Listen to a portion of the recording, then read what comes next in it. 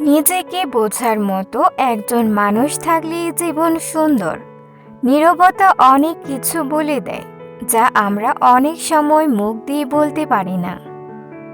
খুব বেশি কিছু চাই না, শুধু ততটুকু চাই যতটুকু হলে ভালো থাকা যায়। নিজেকে ভালো রাখা, খুশি রাখার একমাত্র উপায় হচ্ছে জীবনে কারো কাছ থেকে এক্সপেকটেশন না রাখা। আমি অভিমান করি তাদের ওপর যাদের আমি খুব ভালোবাসি। যে জানার সে জানে, যে বোঝার সে বোঝে। পরিবর্তন মানুষের জন্য নয়, নিজেকে আল্লাহর জন্য পরিবর্তন করুন। হাসতে ভুলে যাইনি, শুধু বাস্তবতা বুঝতে শিখে গেছি।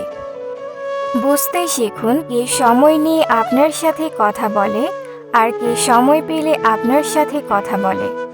যেখানে অধিকার অস্তিত্বহীন, সেখানে অভিমান করাটা নিতান্তই হাস্যকর। জীবনে একটা ধাক্কা খাওয়া খুব প্রয়োজন, নিজেকে শক্তভাবে গড়ে তোলার জন্য।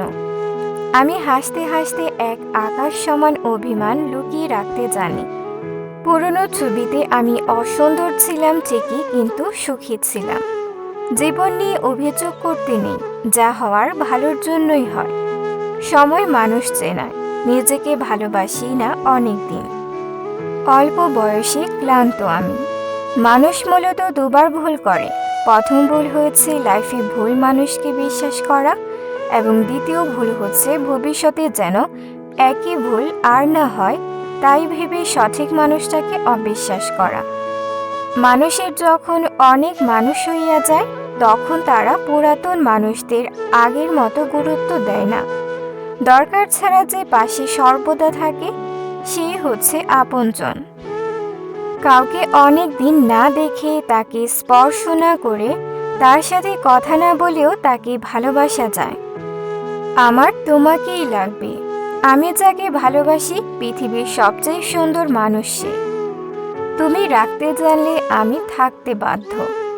কিছু তারিখ আমাদের আজীবন মনে থাকবে, হয়তো বিরহে, নয়তো ভালোবাসায়। মনের বিরুদ্ধে গিয়ে সব মিললেও শান্তি মিলে না। তোমায় যতটা চাই তার চেয়েও বেশি চাই তুমি যেন অন্য কারো না হও। মানসিক শান্তির আরেক নাম প্রিয় মানুষ। ভালোবাসার সবচেয়ে দামি উপহার হচ্ছে সময়। সবশেষে সন্দেহগুলোই সত্যি হয়। কিছু তারিখ, কিছু সময়, কিছু স্মৃতি আজ খুব বেশি কাঁদায়। যে মানুষটা তোমার হাজারো অবহেলা সহ্য করার পরও তোমার কাছে থেকে যায়, সে তোমাকে সত্যি ভালোবাসে। তাই তাকে কখনো হারিও না।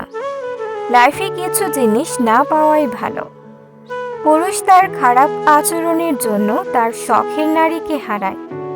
এই শহরে 10 দিনের প্রেম 10 বছরের বন্ধুত্ব ভাঙতে সক্ষম। আমার স্কুল জীবনের বন্ধুরাই সেরা। স্কুল জীবনের ক্লাসে বন্ধুদের জন্য বেঞ্চে বই খাতা রেখে জায়গা দখল করার দিনগুলোই মনে হয় সবচেয়ে মধুর ছিল।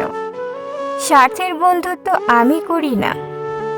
যার রাগ অতিরিক্ত, তার মন ও নরম অতিরিক্ত। এইসব মানুষদের সামলাইতে পারলে আপনি ভালো একটা মানুষের দেখা পাবেন।